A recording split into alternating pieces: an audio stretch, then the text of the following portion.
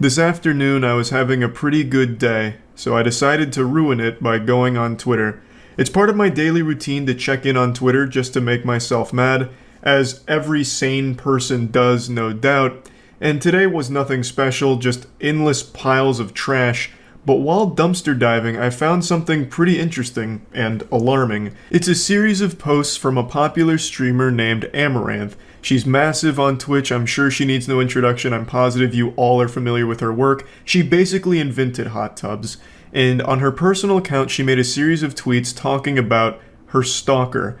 And this shit is fucking scary. It reads like something right out of a Stephen King novel. So I wanted to go over the tweets with all of you, as well as talk about the bigger problem of stalkers on Twitch. Because it's not exclusive to just Amaranth. I think Amaranth has had the most stalkers. She's had like 1,000 stalkers at this point, I think. She's had like an entire fucking football squad worth of stalkers, and that includes third string and bench players. She could fill up an entire Comic-Con convention center with just her stalkers. It's absolutely terrible, and again, it's not just Amaranth. Tons of streamers have talked about their personal experiences with the problem, and one that's always stuck out to me is a really frightening one. I won't name the streamer's name, but there's a streamer on Twitch who has had a problem with a member of her community for almost 4 years now, I believe, and this guy has flown down to her city uninvited, unannounced, to try and track her down and find her. And while doing that, even broke into another streamer's house while they were streaming, went on their stream and tried to use them to reach out to that streamer on their behalf to track her down for them. Absolute fucking lunacy. And they have also, the stalker has also written a manifesto that's over 400 pages long and still being updated to this day. An actual fucking Harry Potter's book worth of delusion and all about like dating the streamer and all kinds of wild shit in there. It's just straight up horrifying and downright sad. So now let's go through Amaranth's tweets today. This is her alt account. She says that her stalker traveled from Estonia, came to her city and camped out in a hotel with a line of sight to her P.O. box and spent over a month camping out daily at a Starbucks next to the P.O. box and streamed it the entire time. Typically to 0 viewers, but growing as he gained notoriety, and every time his account would be taken down, he would just make a new one. This is already so much to digest right here. 44 days and 33 minutes, according to Amaranth, and I'm guessing that's based on how long the stream was up for, based on VODs and all of that, so it was probably realistically a bit more than that, because I'm sure he was there longer off camera. So that is fucking terrifying. Not only was she being stalked, but he was doing it publicly to an audience. Mind-blowing. Camping out at a nearby Starbucks so that way he could be constantly monitoring the P.O. box, hoping to catch her. Like Elmer Fudd trying to set a trap for Bugs Bunny. But that's just the beginning. She said that he'd change his name by just adding more numbers to it, and by his own admission went full scorched earth and sold everything. He sold his house, his car, all his possessions, his cat, and by his own admission again, in publicly posted vlogs, a manifesto. The only thing he brought with him was phone, clothes on his back, and a saxophone, as well as the saxophone case. And he would play the saxophone in some live streams and in public places, and it allowed him to carry around a giant instrument case, which Amaranth said made her nervous because you can put weapons in an instrument case, and I honestly think it's a pretty reasonable fear to have because it makes no sense that he sold everything else except for a fucking saxophone and its case, unless he was planning on becoming like a traveling saxophone performer, like just going around and playing Careless Whisper forever. It makes no sense why he sold everything except that saxophone in its case. Which I agree is very weird, but I think the most concerning thing here is the fact that he sold all of his shit before moving from Europe to be near Amaranth and try and track her down. The fact that he sold everything prior to doing all of this is that kind of behavior that people do right before doing something drastic, like something life ruining and changing. The fact that he'll just cut all ties to everything he's ever owned like that, the whole nothing left to lose mentality, is absolutely fucking terrifying. She goes on saying that she would make it very clear that she didn't want to meet him, didn't want to be anywhere near him, but he would respond by just saying, "Liar, liar, fiance," and would make dancing videos reminiscent of Buffalo Bill dancing scene and send them to her. And then she posts a picture of it. This whole situation is deeply disturbing, and the fact that he would send videos to her privately is just super fucked up as well.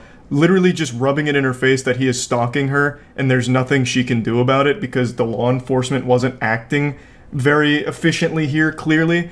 And then the picture she posts is also super eerie. It looks like something straight out of the SCP wiki. Like, it looks like a goddamn cryptid captured on photograph.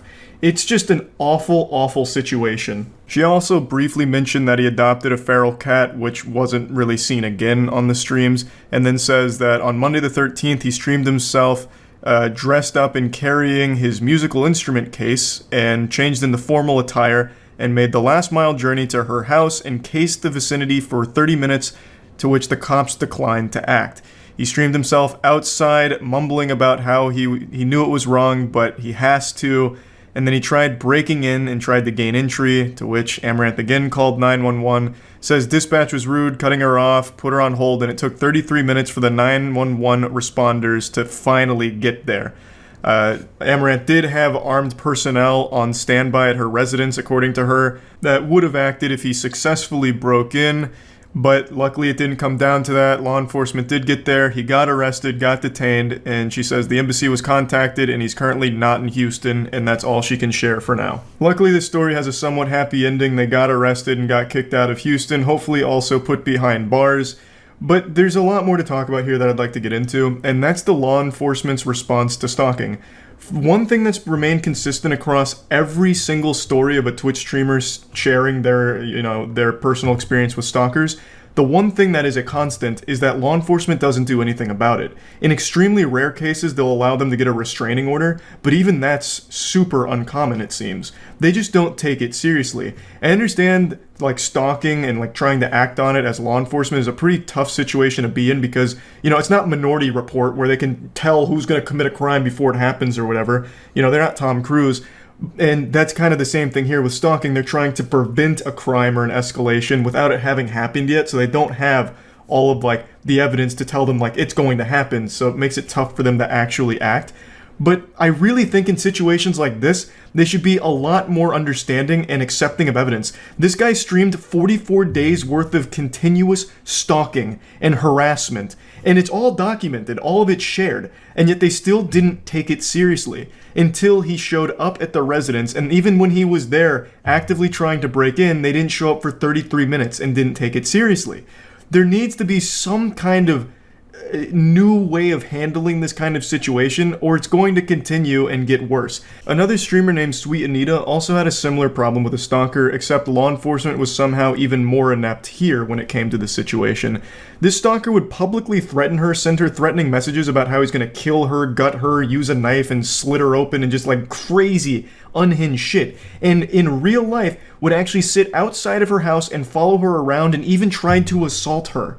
And still, law enforcement didn't take it seriously for the longest fucking time. It's like law enforcement's hands are tied until they actually commit the crime and kill the person.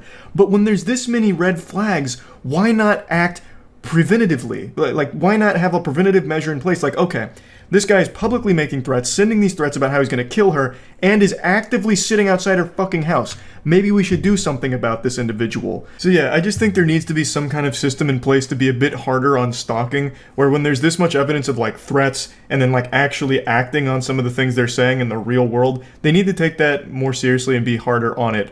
Like, if you actually show up, you're getting arrested. If you're within 5 miles of this person, you're getting arrested. Like I said, sometimes there's restraining orders, sometimes they trespass the individual, but even in those cases, it's pretty uncommon they even do that much. So I just think they need to be a little bit more intense on their stalking laws in order to prevent an actual tragedy from occurring. And it's happened before. There's plenty of cases where stalkers have been reported, law enforcement didn't act, and then the stalker ends up killing the victim. Most recently, I think it was last year, and I think this was in the UK, there was a teenager that reported a stalker 5 times and then even got fined 90 euros for wasting law enforcement's time, and then the stalker ended up killing them. A complete failure from the law enforcement there. And that's not an isolated case, it's happened before. I just think in general, there's more the law enforcement agencies can be doing to prevent something like that when it comes to stalking. And then another thing that I'd like to mention is why there seems to be so many stalkers on Twitch in particular. And I think that's because, and I've said this before, you're interacting directly with the streamer you're watching. So for mentally unwell individuals, they get this false sense that they're now friends, and in certain cases, lovers. So a lot of times you'll see these stalkers have the delusion that because they've donated to a streamer or they subbed to the streamer, they're now like romantically involved with each other. And that gives them some sense of entitlement. And when they realize that, you know, the streamer doesn't feel that way about them and doesn't even know they exist, they start to get mad, lash out, and then you see all of these fucking wild, crazy messages and these threats that they'll make and these meltdowns. And it's terrible. You hate to see it. It's absolutely terrible. But it's not like the streamer's fault or anything. That's entirely just because there's so many people on Twitch. Some of them are bound to be mentally unwell and take these parasocial relationships to an extreme level. Parasocial relationships are bad, no exceptions, but they're even worse when the person believes they have control over the streamer or possession of them because they've donated money. Now they're dating and all of this, and then they find out that the streamer is, you know, romantically involved with someone else. In the real world, they lose it, go wild, and then ends up in these crazy stalking situations or whatever. It's just a terrible situation that's only been getting worse as Twitch continues to grow. It's not really a problem with the solution, though. There's not a whole lot Twitch can do to prevent that because they can't control the mental health of its users, right? And it's not the streamer's fault who are just streaming and then get someone that keeps donating to them and thinks that they're best friends or they're in love or something because of the money they've given. Like, there's not much you can really do there other than acknowledge, like, hey, look, I'm just a streamer.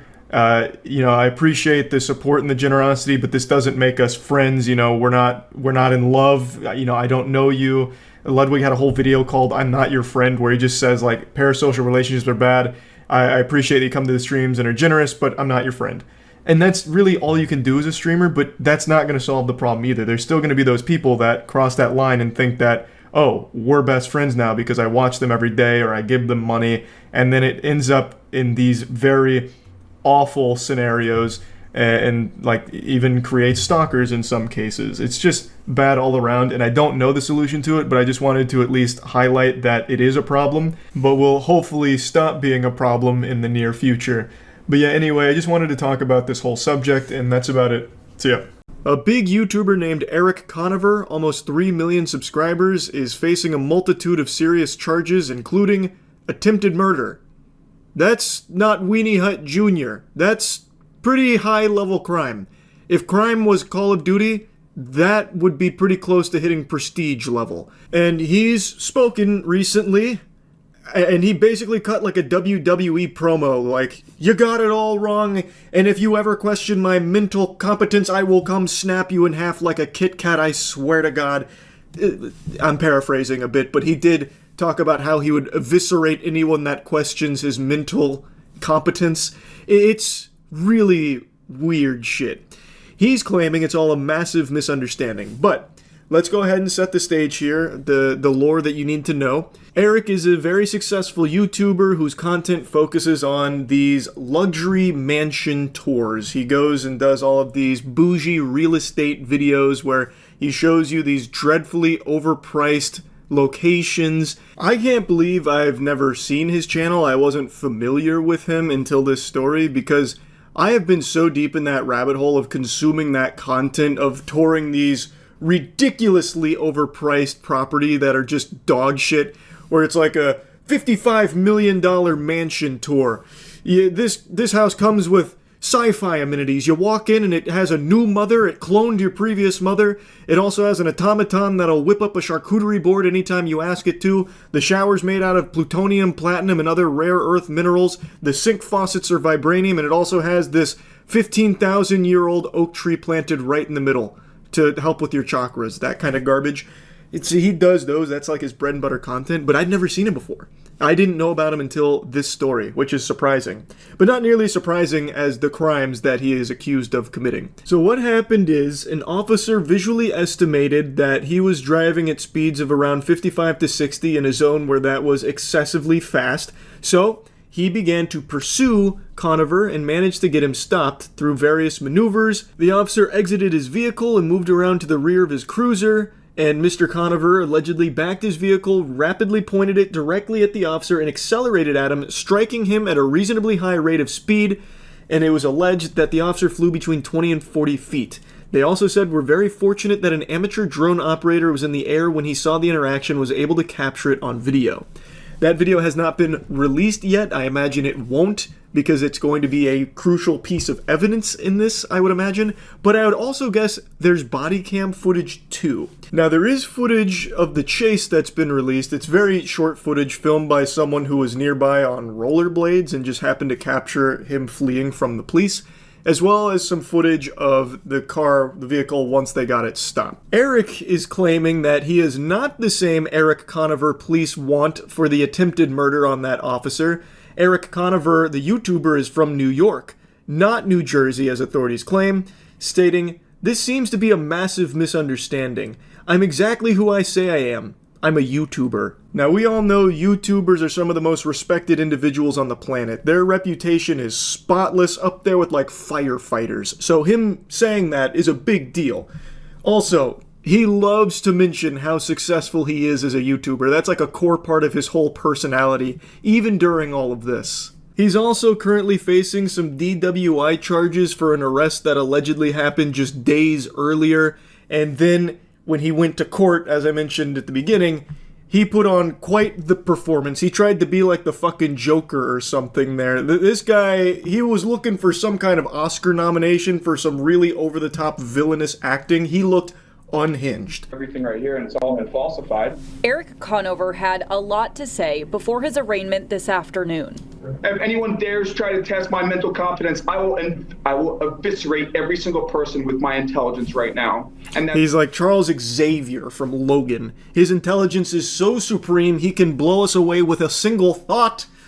This man is a transcendent being. It's not being egotistical. Police paperwork says the pursuit started after Conover was going 55 in a 35. After 8 miles, Conover stopped and an officer attempted to de-escalate the situation, but Conover allegedly drove at him and hit him in the leg and then sped off for another 28 miles. Our Father who art in heaven. The paperwork... If I had to venture a guess here, when he got pulled over, he was probably drinking, didn't want another DUI, so he sped at the officer, hit the officer, and drove away. So, not exactly, jaywalking charges or an ounce of weed. The officer was thrown 40 feet, suffering a leg injury. Conover is facing several charges, including attempted murder. Mom, thank God, look at me! Today in court, Conover was outspoken, claiming that he's a public figure because of his nearly 3 million subscribers on YouTube, and saying this was part of a, quote, police sting against him. View of the police reports in this matter, denies these allegations. He does not agree with the reports as that they are stated. The defense asked... I'm very curious what he denies there. If he hit the officer, physically hit the officer with his car and drove away... That's kind of like a tough one to say that it's wrong. Like, no, that's fabricated. It's CGI. That wasn't me. It couldn't have been me. I'm 12 years old. I can't drive yet. Like, I don't even know what strategy he's trying to employ. Nah, he ran into my car. Oh, wait, maybe. Yeah, actually. No, you see, he ran at me, and he threw himself off of my car 40 feet. And then the jump scare was a lot, so I panicked and I drove away.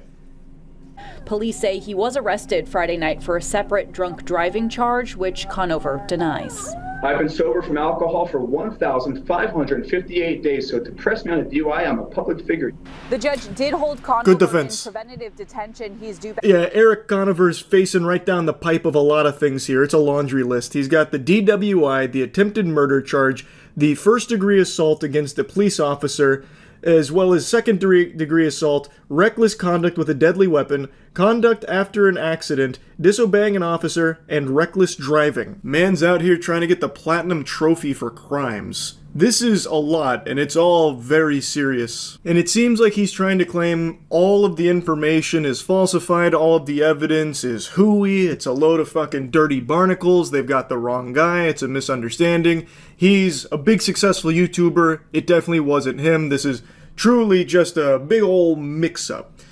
Now, from what I saw, over the last 10 or 11 days, He had been posting some very concerning stuff on Instagram, and his community was concerned for his mental state. Now, I don't mean to summon the wrath of Eric the Megamind himself right now. I know he said he'd eviscerate anyone that would do so. I'm hoping he won't tear my flesh from my bones using nothing but his intelligence, but it is something his community was worried about with the things he was posting on Instagram, and the one that I keep seeing pop up is this picture. Yeah, the pharmaceutical industry tried to gaslight me that I needed medication too, when all you need is some discipline of your emotional state. That didn't age super well. I don't think the emotional state was controlled optimally. Now, his community was saying that what he was holding was olanzapine, which is apparently used to treat either bipolar disorder or symptoms of schizophrenia, and people are saying that him being off of this medication is most likely the cause for the concerning posts and the spiral that he seems to have been in on Instagram. And while, of course, I'm no expert here, I would say that it does probably play a role in everything that has happened recently with him, as well as his behavior in the court at the hearing there. That kind of stuff is always pretty sad to me, where someone has medication for a very serious thing like that, and then they decide to stop, and then things just fucking spiral out of control for them. But anyway, very wild story here that I just wanted to talk about briefly. That's really about it. So yeah. YouTube is already filled to the brim with AI-generated content, but with the release of VO3, it's gonna get worse. Okay, so this is how you start. You find a tree, and you just punch it down. With access to VO3 opening, people are able to generate some crazy videos now. And yes, in a lot of cases you can still tell they're AI, but sometimes it's pretty tough. And this right here is an example of it being used to generate a Minecraft Let's Play. It's pretty impressive. There's no glaring issues that you can pick up on at a glance, and I'm confident that if this is something that just hits you on the YouTube Shorts page while you were doom scrolling, you would just write it off as another soy homunculus trying to start a Minecraft Let's Play series and think nothing more of it. I think it's at the point where it's good enough that a lot of people won't immediately pin the tail on the donkey here, finding Waldo, and identify it as AI. Again, if you're paying attention, it does look pretty eerie. This doesn't really seem like a human being. It's like an alien wearing a human skin. It reminds me of like Men in Black when the cockroach guy puts on the other dude's flesh and tries to, wander around. Like, it does feel a bit off, but there's nothing immediately noticeable wrong about it, especially when it comes to Let's Plays, where a lot of people put on this like complete persona anyway that just feels like a fake human being in the first place. You could just write that off as this just being some kind of quirky weirdo. Oh my god. Yes! Woo! Victory Royale with a pickaxe! Woo! VO3 must have been prompted to make the fucking Fortnite YouTuber look like the kid from Max Keeble's Big Move here. I haven't seen that hairstyle since the late 90s. But, I mean, it's pretty convincing. That does look like a person. Well, half hair gel, half person. There's been a few examples of Let's Play videos being generated by VO3 that I think are just scarily good. Yes, if you really sit there with the fucking monocle out and try and digest every frame, you can easily find some flaws and then, deduce that it's AI. But most people aren't going to be doing that. Maybe people don't remember this. Kwebbelkop used to be a huge proponent of AI Let's Plays and just general AI content. And it turns out he was ahead of the curve because a lot of people are going to start doing exactly what he tried to do. I'm imagining Kwebbelkop is shaking his fist right now, pissing his fucking britches, really upset because he spent so much money developing that technology. Now all the billionaire big boys came out and just made it accessible to everyone to do exactly what he's been doing. But what I'm getting at is this is a direction a lot of greedy assholes want to go with this kind of technology where they can generate AI Let's Plays. It's something Kwebbelkop did where he even started channels for it, and now more and more people, I believe, are going to follow that example because you can pump out hundreds of those videos because the AI generates it for you. You don't have to do anything. The flesh is cringe. Machine is the future. And while it's not perfect yet, it will be eventually. And even in its current state with what VO3 is demonstrating, it's good enough that kids definitely won't know the difference, and people that are just idly putting shit on the background will have an endless supply of it, and probably won't be tipped off on it being fraudulent content in the first place. It is going to flood the platform, much like it already has in other avenues, like we've talked about recently with like fake P. Diddy case updates, you know, about how Prince had a secret tape that was played in there, and these are not children believing it, they're adults believing that kind of shit. It's already just a huge problem. Like also the America's Got Talent fake videos, you know. The fetus inside this woman's belly performs on America's Got Talent delivering a touching folk song describing what it's like in there. It'll move you to tears. I won't blabber on about all of that. Everyone knows about the influx of AI content on YouTube and the issues that it's causing. And it's only going to get worse. Now, VO3 is showing that it's capable of making a YouTuber. Big fucking air quotes on that. I think it's at a point now where maybe the gameplay's not perfect, so instead what people will most likely do is they will have a human being do some gaming on Minecraft or Fortnite or something, so that way the gameplay is irrefutably real, and they will instead have VO3 generate the YouTuber in the face cam. I think that's probably going to be where it's at now until VO3 or whatever other AI model comes next is more capable of generating the gameplay itself too. Though I don't know if it'll ever get to that point, because I imagine at some stage the game companies will come through and put the kibosh on that, saying you cannot generate shit that like steps on our copyright. You can't just generate fucking Fortnite gameplay. I imagine at some point that'll happen where they come in with the giant fist. They say, no, you're not going to be able to set it to Wumbo on our games for these AI videos. So that might be just the technique going forward, where a human being plays a game and then instead uses AI to have a fake YouTuber, and they're able to just pump those out endlessly. They could also just start taking other people's gameplay videos and using AI to make a, face cam model there, which is also already being done at this moment. Anyway, for a while now, people have said that no one would really watch an AI YouTuber or streamer or anything. And I had always argued they will, and sometimes they just won't even know. I think we're getting close to that point where I think when more and more people start making videos like this, like Let's Plays, there will be people that follow them completely unaware that it's AI. And they will also have people that follow them that don't care that it's AI because they just want noise.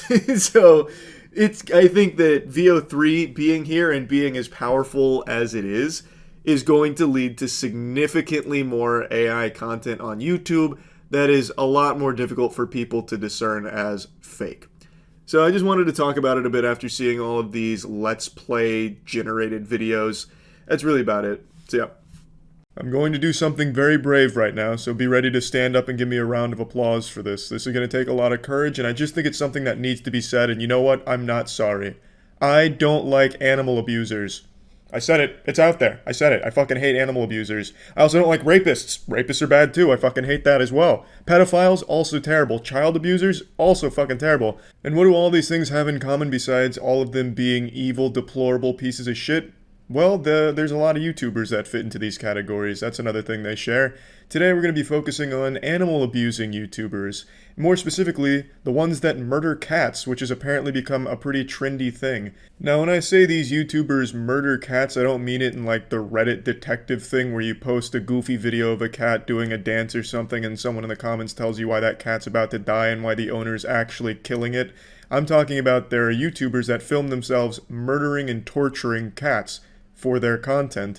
This first one I believe you've probably heard of a couple years ago because it was kind of big news. The channel's called Pollution Entertainment. I believe it was run by a 15-year-old Spanish-speaking YouTuber who filmed multiple videos where he was beating, kicking, pulling, throwing his cat against the wall until he eventually killed it on camera. He then adopted some kittens which he flushed down a toilet trying to drown them and beat them as well, and it became kind of a big deal, at least in the Spanish-speaking YouTube community. And I knew about this, but I was under the impression that action was taken. Last I heard, authorities were involved and his channel had been deleted. It wasn't until today where I found out that not only is his channel still fucking up where he is actively uploading videos, but he's also inspired a trend among Spanish-speaking YouTubers where they go out and beat and kill cats in his honor. For some fucking reason, this deranged loser has become some hero to animal abusers online. And yes, I understand that he's still like 17 or something and he did these when he was 15. That's no fucking excuse. When I was 15, I was still learning how my penis worked, but I could rationalize that killing your pet is probably not a good thing. There's never an excuse for injuring your pet, killing your pet. It's not some, oh, he's just a kid making mistakes, he needs to learn, take it easy on him. No, that's bullshit. The number one sign of fucking psychopath serial killers is abusing animals at a young age. There's nothing good a person like this can ever contribute in their life. I don't give a fuck if they're 15. They should be locked away for a long, long time for that kind of shit. And the fact that this revolting hemorrhoid even still has a YouTube channel is sickening, and YouTube should be ashamed of themselves. It's not like they don't know about his channel. This was a huge deal in 2018. It was picked up by major news outlets. Every big Spanish-speaking YouTuber was talking on it. There's a channel called Oren Plays, I believe that's how you say it. 24.5 million subs brought this to light, calling for action against this channel from YouTube. And you know what YouTube did? Put fingers up their ass and called it a day. The channel is apparently still fucking up and flourishing. I just don't understand why they're hesitant to delete it. It's like they're endorsing the animal abuse. They're allowing this kid to continue to be this lightning rod to inspire other cat killers on YouTube. I just don't get their fucking reluctance. They've shown that they're willing to go gung-ho, nuts to butts, and take down channels at the drop of a hat regardless of their size. They just removed Leafy is Here's channel because he made too many Pokimane videos. Meanwhile, this putrid asshole made multiple videos murdering his cats on video, and YouTube just, wipes their hands up. It's, nothing we can do about it. This is beyond us. Our hands are tied here, boys. Can't help, can't do anything. I have absolutely no sympathy, respect, or forgiveness for anyone that abuses their pets. If I was in a room and someone was threatening to beat up an animal abuser or threatening to light a single Yu-Gi-Oh common card on fire and I could only save one, I would save the Yu-Gi-Oh card and then go throw punches at the animal abuser. I absolutely fucking despise people that abuse their pets, and I always will. Like I said, this isn't exclusive to just Pollution's channel. He has inspired an entire community to go out and murder cats or murder their own pets on camera for their YouTube content. I'm not going to show a lot of it. It's a whole rabbit hole, and I can't even find the original channel for a lot of these since it's all just getting re-uploaded to a bunch of different places. But I did find one that kind of has a lot of social media around killing their pets. And I'm not going to show you the thumbnails or anything because it is just brutally murdered, bloodied cats that they've killed. It is sickening stuff, and the titles are always like, if you don't subscribe and share my videos, I'll keep killing these animals, and pollution is my god.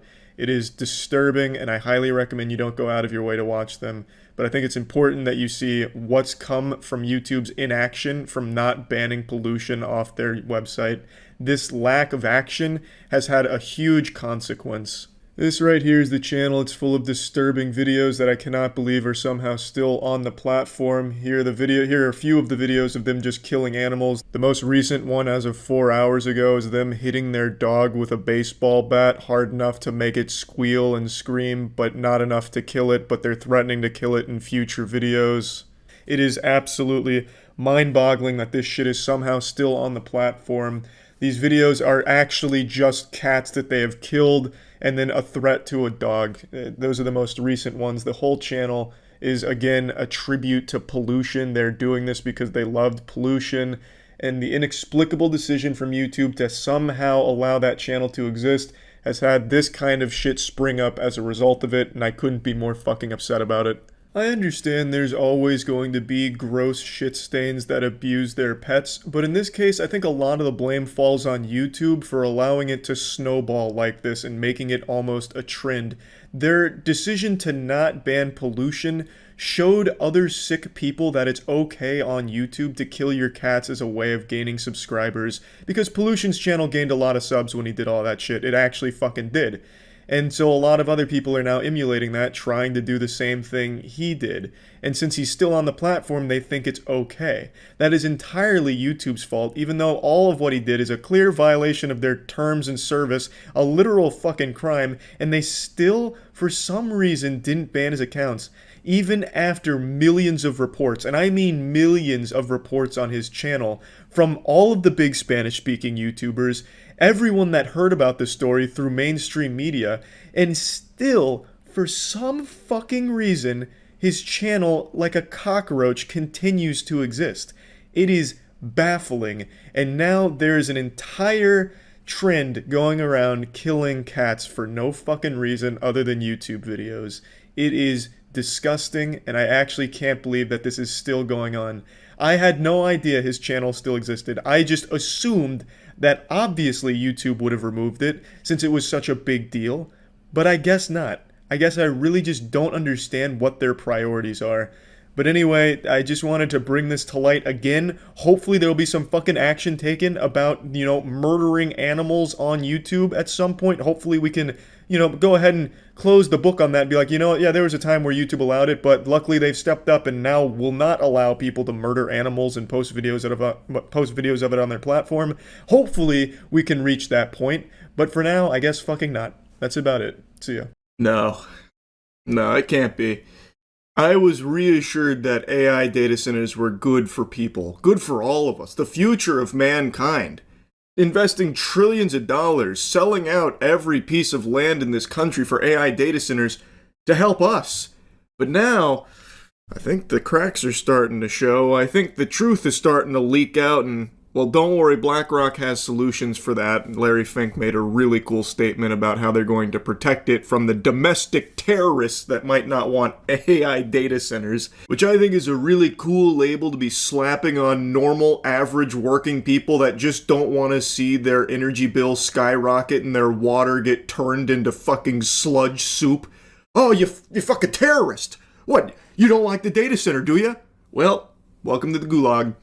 It's pretty unhinged, but I'll get to that in a moment. I want to show you something that I just learned about that I think is extremely alarming. This is so far the biggest public goat-seeing from the data center epidemic, where in Lake Tahoe, 50,000 residents have just been informed that in 2027, their energy provider is abandoning them to focus solely on the energy demands of the AI data centers in the area. Now, this probably doesn't come as a surprise to anyone who's been paying attention to what's been going on. All companies are finding ways to butt-fuck the normal person and focus entirely on suckling the bosom of AI. Not just for data centers, but let's take a look back about 5 months ago, which is like ancient history with the way everything's been moving, with Micron. Do you remember when Micron did one of these to all the normal consumers that relied on their RAM being one of only 3 big players in RAM production? Well, Micron, 5, maybe 6 months ago now, announced that they will be getting out of that sector entirely. Took every consumer's head and just put it in the toilet, giving them a nice swirly, saying, "Fuck you nerds, we've got AI now." Then threw on their sunglasses and never looked back. Which inevitably caused the big RAM crisis and the prices to skyrocket there because of now the impending RAM shortage that would be unfolding because, again, Micron was one of only 3 big RAM producers, and they just outright said, we will no longer be providing to the consumer market starting this year. So they did that because AI was more lucrative, and now you're seeing everything else go in that direction. And this is the first big example of just an energy company that 50,000 people rely on to live, just hitting that Harry Houdini vibe and vanishing on them, saying, don't really care about you plebeians, flesh and blood is cringe, AI is the future, we gotta go take care of AI. I mean, good luck out there though, maybe you'll find other power suppliers, but it won't be us. Bye-bye. NV Energy, the Nevada utility that has supplied the bulk of Lake Tahoe's electricity for decades, told Liberty Utilities, the small California company that services the region, that it will stop providing power after May 2027. The reason? NV Energy needs the capacity for data centers, as in, the energy supplier for the Lake Tahoe region is telling the utility company that it has less than a year to find another power source. Which shouldn't be a problem. They maybe just need to dig a few feet underground to find the fucking Tesseract, and maybe they can install that. Surely that won't be a huge issue. I imagine that'll be without hiccups. Doesn't this paint the most beautiful picture? It's always been abundantly clear companies don't give a fuck about you or anything, but now that companies see a way of cutting you out while still driving up their own profits, they are frothing at the mouth for it and jumping on board. They are abandoning ship on people because they don't need people anymore thanks to AI. So these data centers in this area are now the entire focus of NV Energy, and they are just saying, these 50,000 people, they can go kick rocks, pussy, good luck. And I imagine this will not be an isolated incident. This is something I've yapped about a lot. It's something that is very well known about data centers in particular for the energy demands. And as these companies get a lot of incentive to focus that energy on those data centers, they'll start to make the same decisions that we are seeing here from NV Energy, where they don't really need to supply energy to people. Ew, stinky people? Human beings? Oh! No, they can instead just focus entirely on AI data centers and making a fucking killing in the clams department through it. So they'll abandon people without a second thought. It doesn't matter to them. And I think we're going to continue to see this trend happening in places that are having this big push for AI data centers. Northern Nevada has become one of the fastest growing data center corridors in the country. Google, Apple, and Microsoft have either built or are planning facilities around the Tahoe Reno Industrial Center east of Reno. The Desert Research Institute, using data from NV Energy's 2024 Integrated Resource Plan, found that the 12 data center projects located overwhelmingly in northern Nevada could drive 5,900 megawatts of new demand by 2033. At a regional business event last fall, NV Energy's director of business development called the moment unprecedented, saying the company was eager to serve the new industrial load, but that it would not impact our existing customer base. Are you telling me he lied? He was too focused on the load. That load was too appealing. It felt too good, tasted too yummy, that he did indeed impact the existing customer base by outright telling them to go take a hike. Get out of here, dweebs, and then giving them a wedgie on the way out in order to solely focus the energy demands on the data centers. Come on. No, there's no way they lied. Ah, man, that's crazy. But Liberty's 49,000 California customers may have already been bearing the cost.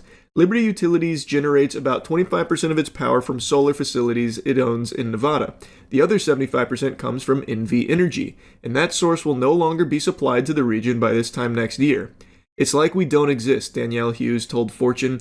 Hughes is a North Lake Tahoe resident, CEO of the nonprofit Tahoe Spark, and a supervisor within the California Energy Commission's Efficiency Division. And it's not like you don't exist. You literally don't exist to these companies. You are not even numbers on a page anymore, because now the numbers that they actually care about are whatever the AI data center numbers that they find are. This article also goes into how messy this kind of thing is and why it's an extremely tricky problem to solve, especially considering that their grid sits inside of NV Energy's balancing authority and they rely on their transmission lines, which they are no longer going to be having access to for these 50,000 residents that are being abandoned here. So the whole thing is extremely difficult to try and navigate, so even finding another power supplier isn't exactly easy and would also cost tons and tons of money. Building a direct connection to California's grid would require a new transmission line west over the Sierra, a project Liberty President Eric Schwartzrock said would cost hundreds of millions of dollars with significant land impacts, and also would lead to higher costs to these residents that have been abandoned. It's going to be passed down to them. So, no matter what happens next, them being completely, thrown to the dirt by NV Energy in favor of them supplying the power to data centers, no matter what happens next, if they do get an alternate power source player to come in to help them, it will most likely lead to a significant increase in their cost. Their bills are going to go up. So they're getting fucked no matter what happens. I recommend you read the entire article from Fortune if you're at all interested in the nuance and the inner workings of how this garbage is unfolding. There's like a back and forth here where NV Energy's like, oh, they knew this was coming and it's their fault for not being able to secure a new independent power supply, that kind of thing. It's been going on for a while. We've always said it's temporary. We've just extended our agreements for a while and they've been dragging their feet on replacing us, that kind of thing. There's really a lot to unpack here, and there is no like regulatory oversight that can come in and help fix this, even though there are arguments being made that there should be something out there and like protesting how this is even allowed to happen, how the power provider could just be like, actually, we're just going to focus on AI. The 50,000 residents that rely on our power to live, they're, who are they? I already forgot about them. Like, there's been a lot of arguments, there's a lot to it, so the article goes pretty in-depth on it. As for what's next in the region, Liberty told customers that NV Energy will remain the transmission provider. The wires aren't going anywhere, so that's nice. They didn't just dig up the wires and throw them in a fucking landfill or something. So the question is, who's going to supply the electricity that flows over them and what that cost will be and whether the regulators can protect customers whose upstream grid sits outside California's usual planning structure. And they are right now shopping the bid replacement contract to anyone and everyone. They are really trying to find this next energy provider. There was a tad bit of optimism when it came to a short-term solution, but long-term is a lot more unstable and unknowable. And they close with this statement saying, we have no representation, it's resource extraction. It is 1000% resource extraction, and representation has proven in other regions across the country to not matter at all when it comes to these data centers. Let's take a look at Utah. The Kevin O'Leary clown show, his fucking circus, who, by the way, likes to continue LARPing as an American. He's not. He is a bald Canadian bitch ass. And yet he still comes over here and tries to preach about American values and why the data center is like the most patriotic thing you can do. Cringe, pathetic, worm demon. Anyway, in Utah, all of the people were voicing how much they didn't want it, the disdain. They would not support it. Please don't. Begging, groveling, do not let this data center project be approved. A 40,000 acre data center, the largest imaginable. Like genuinely, I cannot even fathom something that big. A 40,000 acre data center is fucking diabolical. And the geriatric fossils that were approving this project, who are supposed to be representing the people in the community, outright said, one of them verbatim said, for hell's sake, grow up. A crazy statement, and I do believe they are fighting for hell. They are demons on the side of Satan. So, like, these fucking octogenarians, in the face of all the community that went out there, and there was a huge number of people yelling, screaming, begging, stop, don't do it, don't, no data centers. In front of all of them, they insulted the people, berated them, and then went into their own private room to get away from all the riffraff, all the hustle and bustle and hoopla, so that way they could unanimously push it through to greenlight the 40,000 acre data center. That goes in the face of all of the people that they are supposed to be representing the interests of. So it's pretty clear that even having representation of like the will of the people does not matter. These data centers are being built and brute forced through because most likely all of these politicians and the people in power in these communities are getting a nice little chunk of change for it, some real strong incentives, and they don't care about the people. And there's no consequences. There are literally no consequences anymore across the board. You can lie, you can scam, you can fraud, all of this, and there is nothing that happens. Nothing at all. So they feel very emboldened to just blatantly, openly be corrupt, and that's what's happening. So these data centers, they are coming. They're showing no signs of slowing down. It's extremely concerning. It's extremely infuriating. And BlackRock is already planning for people to feel like forced into a corner and doing something drastic, like maybe trying to destroy a data center.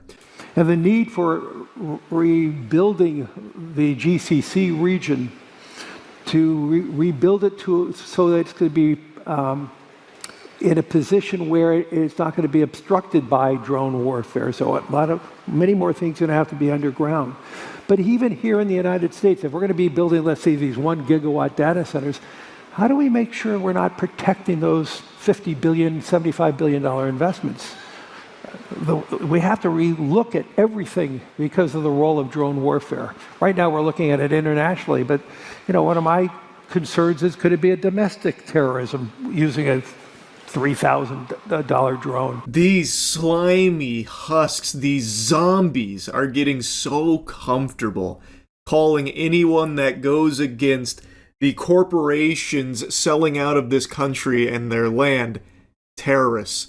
Oh, you don't support the companies coming in here with 3,100 data centers springing up in your communities, driving up your energy bills, ruining your water, polluting your community? Oh, that must make you a domestic terrorist, Buster. Or at the very least, you might have some ideas that are adjacent to domestic terrorism. A little bit of thought crime, perhaps? You don't like the data centers, Well, let's go ahead and check the surveillance data we've gathered on you through these data centers and see what we've got. This is Larry Fink of BlackRock. BlackRock is a huge player in the data center boom, and now he's openly talking about, well, how do we protect these multi-billion-dollar investments and the trillions of dollars that might need to be spent in order to secure them? Because what if a domestic terrorist starts using drone warfare on them? So it seems like there's a recognition from people like Larry Fink, these fucking zombies at the top of the food chain, that people are feeling backed into a corner. Everything in their life is getting more expensive, and data centers are only continuing to accelerate that issue. And the normal lies are no longer landing because the information's already out there. There are operational data centers that have been running for a while, so we know the bills go up in the communities that they infest. And we know they only provide temp jobs during construction. They don't actually supply any kind of economic boon to the normal working people of those communities through employment. The biggest data center in this country only has roughly 150 full-time employees. The smaller data centers, or the normal-sized data centers, run as lean as 20 to 25 employees full-time. So this is not providing jobs or anything to Americans in any capacity. So the lies don't work. People are getting face-fucked by this. These corporations are fully selling out everyone and everything in this country. And they're realizing that they don't actually even need people to make money anymore. So they're even getting rid of people, like NV Energy abandoning 50,000 of the residents that rely on their power to live. And Larry Fink is now talking about what they're going to do to defend these data centers from someone who might be very desperate and trying to, destroy a data center on their own in order to, survive in the community or help people in the community live. So he's already okay, we've got measures in place, maybe underground, or, who knows. But we're thinking about it, we've got countermeasures, don't worry, we're protecting these billion and trillion dollar investments. It's fucking terrifying. And he's also being very upfront about, they're going to control all the data centers. Great. If you're on the side of BlackRock, you're on the bad guy's side, by the way. To the people that for some reason still mindlessly try and support data centers because they love to swallow that corporate cock and believe all their lies, this is the lowest of the low if you're now just pumping your fist for BlackRock of all things. So all of these things are actually opportunities, not problems. It's going to require, as we said, trillions of dollars of capital. Governments cannot build these out alone. They don't have the wherewithal. And two, their deficits are started mounting. And we spend too little time talking about the U.S. deficits and other countries' deficits. So this is all going to be the role of private sector. Oh, thank goodness. I feel much more comfortable knowing that the future's in the hands of people like Larry Fink and BlackRock. Isn't that good news? Yeah, so anyway, had to yap about this shit. It is so fucking out of control. It is so blatantly corrupt. It is genuinely terrifying. Anyway, just wanted to put that all on your radar there. That's really about it. So, yep. Winning a woman's heart is no easy feat. Some of us who try end up with skid marks in our underpants at a Deftones concert. But I can promise you there is one tactic that will never work. Stalking. And also, breaking into their home. It's a terrifying home invasion. A man with a flashlight enters a single mom's house and ends up caught on her security camera. And when she looked at the video, she knew who it was right away. You read the title of the video, so you also know who it was. We don't need Scooby-Doo to piece this mystery together for us. It was the pastor of a megachurch. And now, the reason he's done this isn't because he smelt like an apple pie on the windowsill and he couldn't resist going in there to get a piece of it. He did it because he is obsessed with this woman. He is more obsessed with her than I am with Magic the Gathering cards. Here's why. It's terrifying. A man caught on security tape breaking into a home. What made this even more shocking is the identity of the intruder. It was 43-year-old Marie Columna's pastor. There he was in her kitchen, clearly identifiable. I love the voiceover guy for this. He sounds like the narrator from all of the old As Seen on TV commercials. Can your paper clips do this? And it's footage of it holding like 2 cucumbers together. Forget everything you thought you knew about mops. If your mop isn't sucking your dick, it's not working for you. This new mop is minted on the blockchain. That kind of thing. But anyway, so this is her pastor. And they've known each other for a while. This is not the first time he's done it, and it's not the only time you're about to see him do it. And you can see how confident he is. He goes in there not wearing a mask. He's not trying to hide it all. This fucking creep even hits a blue steel into the camera. He is immediately aware that he's being recorded. It doesn't bother him at all. It also seemed remarkably easy for him to break into the home. I'm assuming the door was accidentally unlocked. Either that or he has maxed out his lockpicking stat. Because that is impressive speed. To anyone. When you follow God's vision. And it's not just any church. 49-year-old Sergio Guardia was a pastor at a mega church, the 24,000-member Thomas Road Baptist Church in Lynchburg, Virginia. Maria and her husband were very close with the pastor and his wife, as seen in this photo. Now I know what you're thinking, Charles. We can't jump the gun here. You can't put the carriage before the horse. Maybe it's all a big misunderstanding. Maybe Sergio was doing a house call in order to exorcise some demons, combat the forces of evil late at night. And that's where he'd be wrong. The only thing Sergio was looking to exorcise was a nut from his sack. What was Pastor Guardia like? Very charismatic, extremely nice. But after she divorced her husband, Marie says the pastor's behavior became increasingly odd. He started just showing up to my house. My kids wouldn't be home. It'd be in the middle of the day. And he would just show up and bring me groceries. He did that a handful of times. Sometimes I would get home and he'd be right on my porch. So I couldn't even avoid him. That thought process will never compute with me. She's made it clear that she's not interested in that kind of relationship with him, yet he keeps showing up at her house with, I guess, a fucking box of chocolates. He shows up with groceries too, and he lingers. Like, what could he possibly have thought would happen? If I pester her enough, if I'm enough of a nuisance, eventually she'll fall in love. She'll realize I'm the perfect man for her. Like, how does someone get to that level of poison in their brain? Lo and behold, he came back the next day. I was watching the live feed of him entering my daughter's bedroom. She called the cops, and you can see them with guns drawn. Goober said that was so good, I think I'll try it a second time. So he comes in the following night doing the same thing, breaking into her home. And remember, he left the first time because he noticed he was being recorded. What did he think changed? That this time the fucking camera magically got turned off? Like, what did he do? Did he, like, deploy an EMP in his car thinking it knocked out all the electronics in the area, so he thought he just had the green light to go? That all of a sudden now there wouldn't be any footage of him breaking into the home? It's fucking craziness. They even use a police dog in their search, but the pastor had already fled.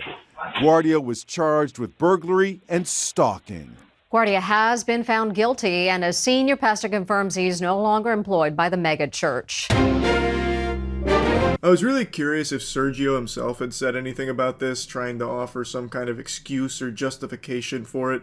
No, you see, in the good book, there was a statement I read that said, I can go break into her house and conduct a panty raid while she's away, huffing her britches. But I haven't seen anything from him. However, I did get a little bit more insight on how much he had been doing to torment this woman, basically. So he had confessed his feelings for her. He told me he was in love with me and wanted a relationship. I said I didn't even want him at my house, let alone a relationship. I told him not to come back, but he did. She apparently moved multiple times in an attempt to get away from him. So she uprooted her life multiple times just to avoid this guy. Yet he continued stalking her and showing up, leading to, of course, the most recent stuff here. Just listen to how unhinged this man is. I came home in the middle of the day and found him in my living room on my laptop. When I confronted him, he gaslit me, saying he wasn't doing anything wrong and acted excited to see me. He wouldn't leave until I picked up my phone and said I was calling the police. What the fuck? Imagine that, you're just coming home and then all of a sudden goofball there starts like going crazy with the zoomies like a dog happy to see you. Like, hey, welcome back. I was just on your laptop downloading some of my best selfies to make it your screensaver in your backgrounds. Did you want some groceries? I put them in the fridge, nice and fresh. What do you mean you're calling the police? Are you my girlfriend yet? She also mentioned why she never went to authorities prior to this, stating that she was just kind of afraid of his influence. He's not just a pastor, he's a pastor at Thomas Road Baptist Church, a powerful and wealthy church. I didn't believe I had any power against him, especially with no evidence. And she also mentions that she was getting notifications that a new device had logged into her Yahoo email, checked the IP, and they were linked to Liberty University. Turns out that email was listed as a recovery email for her accounts, and there's a lot of reason to believe that that is Sergio. So he was actually in the fucking mainframe of her life, like snooping, hacking her accounts, and stalking her aggressively. Now, she also mentioned something that I was going to bring up as well. She wanted her story to reach his supporters. So even though all of this has gone down, even though he has been found guilty on all 3 counts, and even though he has been removed from his position at the megachurch, he still does have people supporting him. You can literally watch the footage yourself, see the verdict, and yet people are just like, nah, nope, oh well, everybody sins. It's absurd. Of course, that's not the majority of people. Most sane people are seeing this and being like, oh shit, turns out the pastor was a wolf in sheep's clothing, he was a bad guy. But there are, of course, some people that are just completely delusional about it and writing it off entirely and standing behind Sergio. It's so sad. It's scary, actually. But anyway, I just wanted to talk about this a bit. That's it. See ya. On the internet, sometimes you have to get really creative to stand out from the crowd, which births some legends, like the great Tide Pod eaters of yesteryear, or the absolute champion, the brave soul who attempted the hot coil challenge where he put his forearm on a stovetop. And these ideas are always made with the intent of getting views and going viral. And today I learned about someone who tried a new tactic, derailing a train for YouTube views. Charges have now been filed against a Lancaster County teen accused of intentionally causing this train derailment out in Bennett. The 17-year-old even sent this video to 1011 afterwards. You see there some of those cars veering off of the tracks. It happened at the crossing at Highway 43 back on April 22nd. A criminal complaint says that between the rail itself and the train engines and cars, about $350,000 worth of damage was done. That teen has now been charged with 2 felony counts of criminal mischief, but he is not in custody at the moment. Attorneys have filed a motion to move his case to county court and to try him as an adult. A very interesting strategy here. This sounds like some kind of lame plot that Cobra Commander would have cooked up to lure out the G.I. Joe, except here it's just used for views. There's so many things to unpack here, but one thing I'm very curious about is where he planned to go from here. Like, let's say he did get a huge audience for derailing the train. Does he just keep amping up the stakes? Like, next video, he smuggles a bomb onto a plane. Follow-up video, he drops depth charges into the Suez Canal. Like, I don't know how you keep upping the mischief to keep the audience hooked here. It seems like this is a one-and-done thing, unless he was just going to be some kind of, like, serial train derailer, like the worst Saturday morning cartoon villain ever. So, who knows what the potential was behind this young lad's YouTube career, but he is being charged, and it looks like it's going to be very serious charges. $350,000 in damages, that's a lot of clams. He's going to have to sell a lot of Hot Wheels and maybe even his Fortnite account to start trying to make up for that. Of also pulling a rail switch, ultimately causing that derailment. The lead investigator says the accused 17-year-old walked up during the investigation and asked what happened, later telling the investigators it was, quote, obvious that the switch had been pulled, and then showed the investigator the video you're seeing now. Railway police believe that security cameras in the area showed the teen not only driving up to the scene, but also setting up a camera minutes before the derailment. I guess I've never seen a real-life train derailment, which is maybe the purpose behind his video, to educate us on what they actually look like. Because in my head, I always picture it the way Hollywood portrays it, where when a train derails, it's going at like fucking Mach 5 speed, and even when the emergency brake is cranked, it doesn't really do anything to stop it, so then the cars just start shooting off the tracks in every which way as Linkin Park's What I've Done plays. But clearly that's not the case in reality. So the conductor attempted to make an emergency stop, but didn't have enough time to do so before reaching the point of no return, and then it collided with an empty coal car. And it's very lucky that there weren't more damages, because I imagine in a situation like that, it's pretty common for some of the cars to start, like, not flipping over, like they're not doing like a fucking kickflip or a pop shove it and falling off the tracks, but like tipping over and shit once they get off the tracks, and especially when they collide with something huge like an empty coal car. So it definitely sounds like it could have been a lot worse there, so it was lucky that it didn't get as bad. And speaking of lucky, you can get really lucky right now by getting Goof Juice. It's going to improve your luck stat because it's the best beverage ever made. It's the best flavor. My GamerSupps Goof Juice flavor is available right now. There's a huge sale. gamersupps.gg/moist, or click the link in the description. Reading about it just makes the whole thing even stupider though, because the kid wanted to record it and share it on YouTube, so he hatched this nefarious scheme to go pull the lever after setting up a camera so he could film a train derailing, and then he stayed at the scene the entire time, and was even the one who alerted authorities to the incident. So he approached the investigator asking what caused the crash, and the investigator said he didn't know, so the suspect allegedly said, obviously a switch was flipped the wrong way. And I can already just imagine, like, he's putting a pinky to his mouth like Dr. Evil. He then even showed investigators the video he took, but denied trespassing and tampering with the switch. I guess he was really hoping that absolute bumbling imbeciles would have shown up that would have chalked up his presence and video recording equipment as just being some kind of coincidence. Dude shows up with like a fucking full-blown studio here to record this, and he expected the authorities to be like, huh, that's weird. Who could have done this? Must have been the fucking goat man. Like, Jesus Christ, I guess he was really expecting, like, NPCs from Assassin's Creed to show up that just immediately de-aggro when you go into tall grass, like, huh, must have been the wind. Probably wasn't this kid fucking filming everything here. So, he was also spotted setting up his camera and tripod near the crossing 4 minutes before the train derailed. And then they also found a video of the derailment posted to their YouTube channel. So, I mean, that was kind of a game point right there. That was kind of a checkmate. The 17-year-old's apparently a huge train enthusiast. That's what their YouTube account mainly dedicated to. And it's a big community on YouTube with, like, train videos, train spotting, and all of that. But I don't think anyone's gone so far as to intentionally derail a train to stand out in the community. That's definitely breaking new ground there. I am shocked, though, how easy it was for him to do that. Like, I just always imagined there'd be, like, actual security parameters in place to prevent just any old fucking Joe Schmo from walking up and just cranking a lever to change a train track. But I guess in this case, there was a padlock that was supposed to be there that wasn't there. Or perhaps this rabbit hole goes deeper. I'm going to put on the tinfoil hat here and blast your ass with a conspiracy theory. What if he wasn't working alone?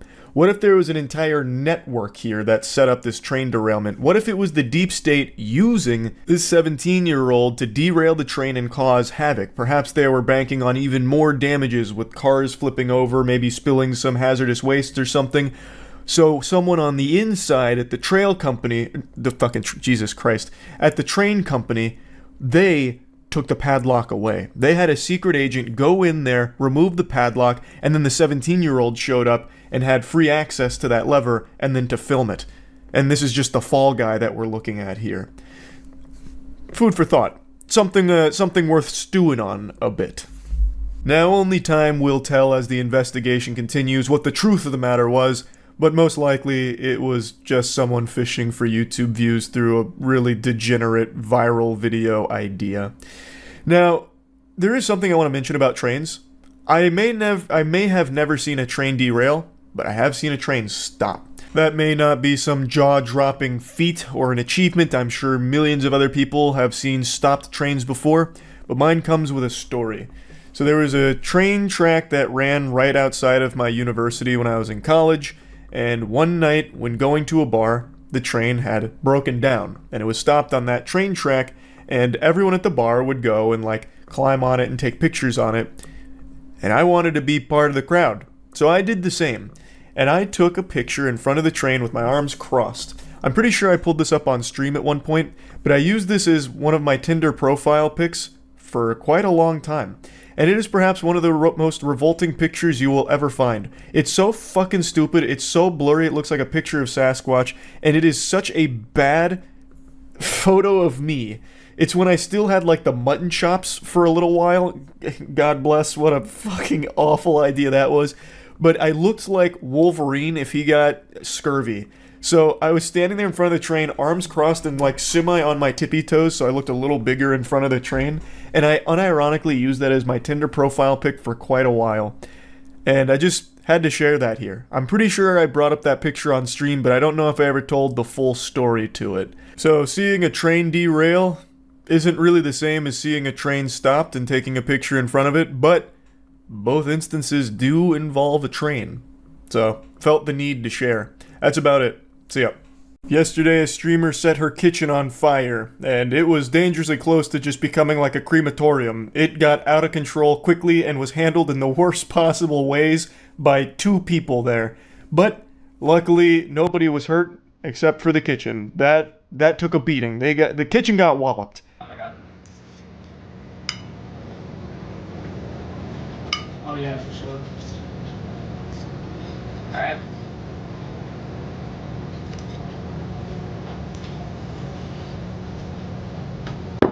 It starts so innocent, simply cooking in your lingerie on stream, a pastime we can all relate to. I can't even remember the last time I went into my kitchen and tried to whip up some fucking spaghetti without my bare butt cheeks hanging out. Now you might be asking yourself, what mystery cuisine is she in the process of preparing here?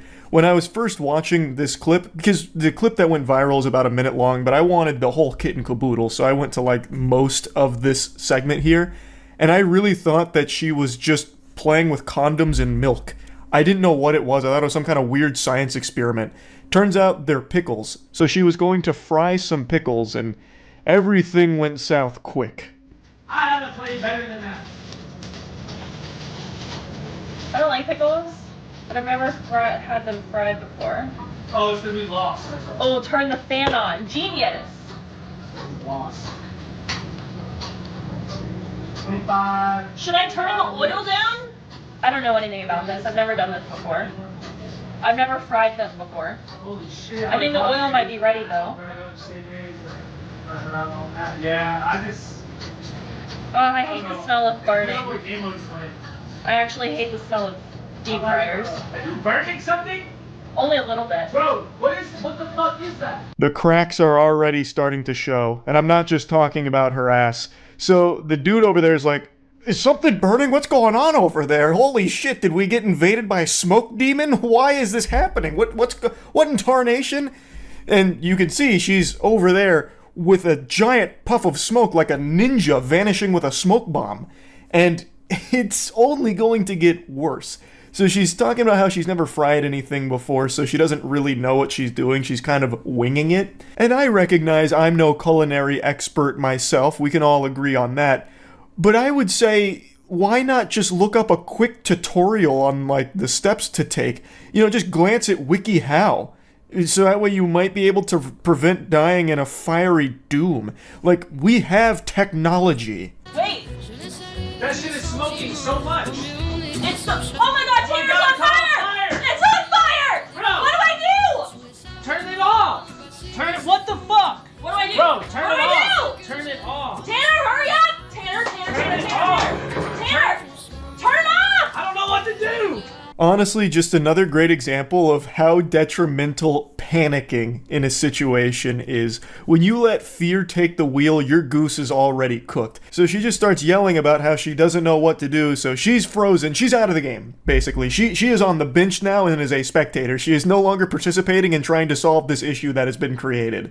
You know, as she's sitting there saying she doesn't know what to do, the fire is getting stronger. The Fire Nation is building up power. And now it's up to Tanner here to take control, but he's also panicking. So he's also just sitting there watching it. Now, Fire Marshal Charles here, what they should have done, the optimal solution here, would be just to put a lid on it. That would have been checkmate right then and there. But let's say there was no lid for this pan. The previous night a burglar broke in and stole it. You can use salt. It takes a lot of salt, but you can use like a few handfuls of salt on a small grease fire like this, and it will extinguish the flame. Grab the protection.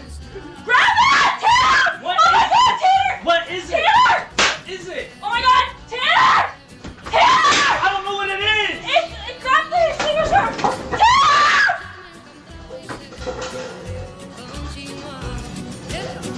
An interesting decision that ended up working out. So he ran in there and slapped the pan down like he was casting a fireball, and it basically shotgun blasted all the grease and fire across the kitchen, and it burnt everything that it touched, but the fire didn't spread, so it didn't burn the whole building down, luckily. But when you're panicking, you're not thinking rationally. You're really not thinking at all. You just start working off instinct, but that's not, I don't even think it's accurate to say instinct, because you start to go like stupid brain. Like your brain smooths out in moments of crisis, and you start making the worst decisions ever.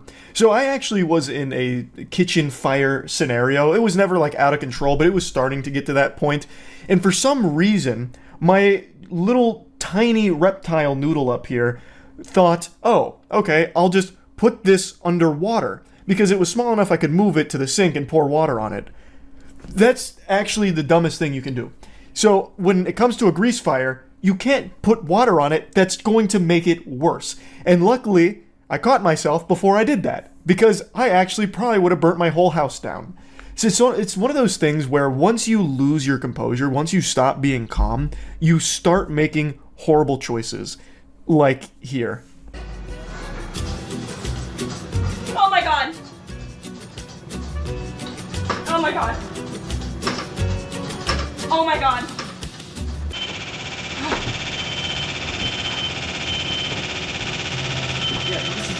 What? Keep doing that, please. Hold on, guys. I might... Oh, shit. Now, I've seen a lot of people calling bullshit on this, saying that it's all staged, it's a load of horseradish, you know, it's not real, they did this for views. And I definitely do think we live in a time where someone would do that, but in their case, I don't think so. She gains nothing from it, except having everyone shooting spitballs at her, making fun of her, and I'm pretty sure I heard them say that they're in an apartment and that they were about to lose the security deposit because of this, because they just caused so much damage to the unit here.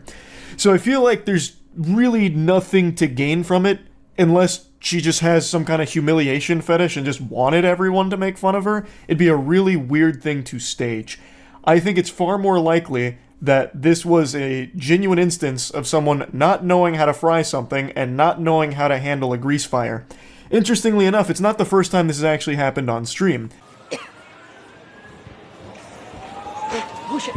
Oh shit! Oh shit! Oh shit! Oh shit! Oh fuck! Fuck! Fuck! Fuck! Oh fuck! Fuck! Fuck! Fuck! I don't know what to do, guys! I don't know what to do! Shit! Help! Help! Help! Help! Help!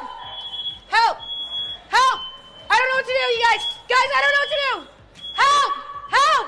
Once again, panicking almost led to a much worse situation when she ran it underwater, spread the fire more, started throwing the fire around like she was tossing out candy on Halloween, but with fire here in the kitchen, and then she's shouting for help. Like, what do you want me to do, lady? Jump through the computer and put it out myself or something? Like, come on. Point is, I don't think it was staged. If it was a really stupid idea, because the kitchen does get really fucked up from it. Like, it's not fake. They definitely didn't CGI this on some kind of advanced soundstage. Like, they're not in the studio where they filmed The Mandalorian or anything. It'd be a really dumb thing to stage because I don't think she stands to gain very much from it regardless. But maybe there's a good lesson to be learned here for anyone that didn't know how to handle a grease fire prior to this. Just don't do anything you saw them do. What you do, you fucking put a lid on it if you can find one. That should be like your go-to strat. I think that is the tried and true method. It's just the optimal strategy, really, in my opinion. There's a couple different tactics, but I think that one's just the simplest. And of course, remain as calm as possible. I know it's easier said than done. You know, there's definitely some times where I'll be in like an emergency situation and doing nothing productive. I'll just sit there going, like actually accomplishing nothing. Like, I get it, but that's the worst thing you can do. Just do your best to stay as composed as you can, so that way you don't end up just making worse choices for the situation there. That's really about it. See ya. Garfield likes lasagna. I like to make fun of weirdos. Big whoop. What, you want to sue me for that? What's the charge? Enjoying a meal? A succulent Chinese meal? Point is, I keep my finger on the pulse of wackos and weenies, and I like to shoot spitballs at them. And today, there was a pretty dangerous weirdo that stream sniped a group that was doing some IRL content in the hopes that he would get one of their numbers, and when faced with rejection, he blew a gasket, had a conniption, and it got ballistic quick. So let's go ahead and start with the genesis here, where we were first introduced to this homunculus. It was in the middle of an IRL stream with Senna, Valky, Ray, and Imiru, and then this very interesting gentle sir approached them. Oh, I think 3 years. And I came at like 6 in the morning. Oh, yeah. Is that Emily? Is that? No way. Yo, can I get a picture with you? Yeah, of course. Okay. Let's get a picture. Wait, but can I rap to you real quick?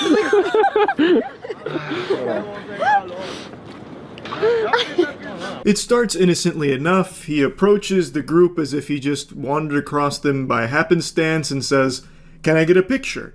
And he seems, well behaved. Nothing too concerning here at all. There was nothing he was doing in the beginning that was cause for alarm. But this was just the calm before the storm, the fart before the shit. This is Senna. Hello. I was waiting for it. Nice to meet you. Hi. My name's Russell. Hi, nice to meet you. Hey, could you take Rosie. a photo? Rosie, nice to meet you. Nice to meet you. My name's Russell. Okay. Russell. She can take a pic. Oh, we can't because we have a. We actually we're on a time limit. Yeah, we're on a time limit. So. There's no time frame. Did you want to pic? Oh, sorry. Excuse us. Sorry. Okay, so. Do we need a photo? Oh yeah. He shakes all of their hands, and then he just kind of posts up there. He just slabs up, standing there menacingly, doing nothing. And Rosie reminds him, like, "Hey, picture? That's the whole reason you stopped us in the first place." And he's like, "Oh, right, yeah, that's what I was doing. Picture, yeah, of course."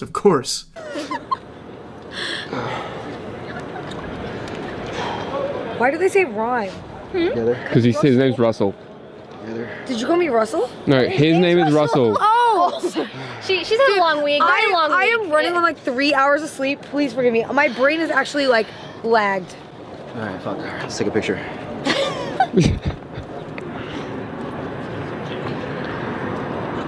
Fuck it, let's get one, Rosie. Come on. Cute! Okay. Rosie too! Nice to meet you. Thanks, Russell. Nice to meet you. Have a good one. Oh, he's so sweet. Russell's a nice guy. This was their first encounter with the raid boss Rizlord, and you can see that they didn't get the heebie-jeebies or anything. They even walked away saying, "Russell is a nice guy." He said his name was Russell, so they were saying he was nice. But they couldn't have known how poorly that statement would age. It's kind of like Jar Jar Binks, where you thought he was just an innocent, goofy thing, but it turns out was actually a Sith Lord the entire time. So, after they met him here, some time passes, and they eventually encounter him again, but this time, he's wearing different clothes. Yes, please. Oh God. Oh God, yes, that is. Can I sing for a change? A change for the better, as you would say?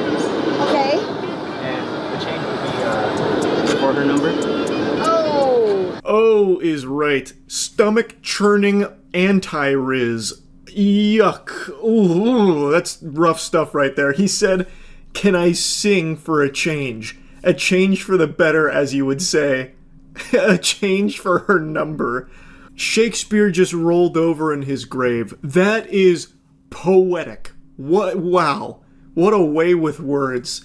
I don't even know how you can cook up something so foul. It's just trash. Like, pardon me, m'ladies. I attend slightly above average sized penis university. I'm on the dean's list. May I interest you in my number? If you'd like it, can I get your number? I don't have a phone. I'm sorry. Wait, put your number in mine. I don't know how to use a phone. I'm sorry. Wait, so I'm gonna keep following her. Huh? I'm gonna keep following her. Not another one! No! You're gonna have to get in line. There's too many stalkers. That's not how you really riz. Bro, what the fuck? That's not the riz. What an excellent way of handling rejection. I'm gonna keep following her. No doubt that will work. I'm sure pestering her to put her number in your phone is the optimal play there. Get behind me! Okay. Oh my god. Kendrick. Are we getting churros? Kendrick, add it into the list. So the group is walking away from him. He apparently is in hot pursuit, and he's steaming. At first, it seemed like he tried to, like, play it off as not that big of a deal, and he, like, used stalking as somewhat of, like, a joke because he was laughing about it. But that fake laughter soon turned to real tears, real anger, and made a real dangerous situation where he threatened to kill them. I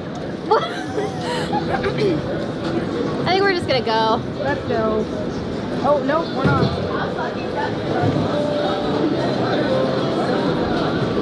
No. What's up, huh? Hey, excuse me? No! Security? Emily, no. Hey, Stop! Whoa. Let's fucking fight right now. What?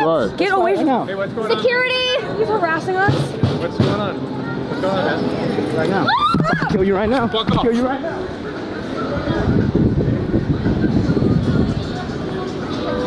Security, please. Security!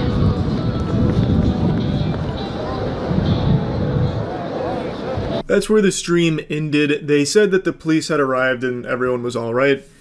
There's a lot to unpack there.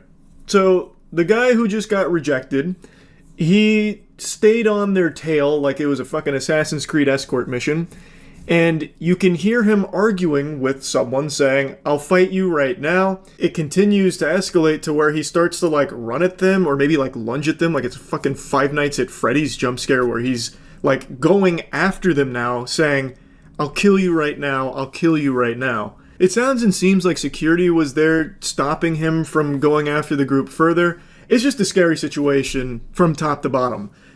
All because Imiru didn't give this weirdo stranger her number. And he just freaked out, threatened to kill them, chased them, just deranged shit. And I've also seen, of course, I don't even know why I bothered to bring it up, but I was reading the conspiracies on this from the crowd that thinks it was all staged and fake and they're trying to find this actor's backstage page. So that's been kind of a fun little rabbit hole to dive into. As a actor, I starred in the Hunger Games. I don't like to bring it up all that much. Hunger Games Mockingjay Part 1 District 8 Hospital Helper. I can recognize acting when I see it. That dude is not acting. He needs to be institutionalized. That man is a fucking loose cannon. I've also seen some people turn this around on the streamers saying that it's their fault. They brought it upon themselves. They were asking for it by not having security guards with them, like surrounded by bodyguards. A fascinating perspective to argue that they're to blame. Like, you were out at night. It's like covering yourself in meat and diving into the ocean. You think a man's not going to attack you if you're not surrounded by bodyguards? Are you out of your mind? Obviously this is going to happen. And it's like, well, it shouldn't. That doesn't excuse it. Like, it's not something that should be considered normal, that a dude's just gonna fucking threaten to kill them and, like, chase them around threatening to kill them if you don't give him your number. That's not something we should just be expecting and think is normal. Like, I understand in the streaming space, there's a lot of, like, huge streamers that when they do IRL content do travel with security. But it's not every IRL streamer that does, because when you're doing content like this, typically you're thinking about the content or like what you're going to do. You're just having fun with friends. You're not exactly thinking about like the potential maniac on the loose that's going to just fucking come out of nowhere and go hog wild if you don't give him your number. So, like, yes, I understand security has become much more normal for streamers when they're out in public, but it's not every streamer that has it, and I don't think by not having it, you should be blamed if something happens. Like, I think that is a crazy perspective to have, that it's their fault because they didn't have security.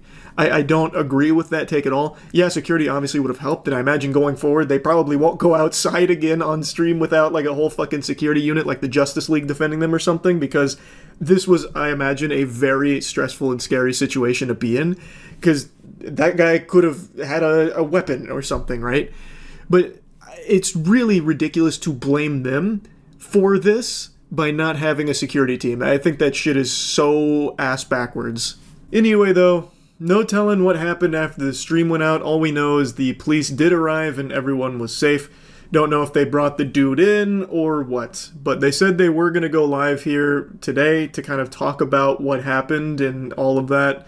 So I guess we'll get more information then, but luckily everyone is safe, and yeah, this guy is a fucking dangerous weirdo loser. That's about it. See ya.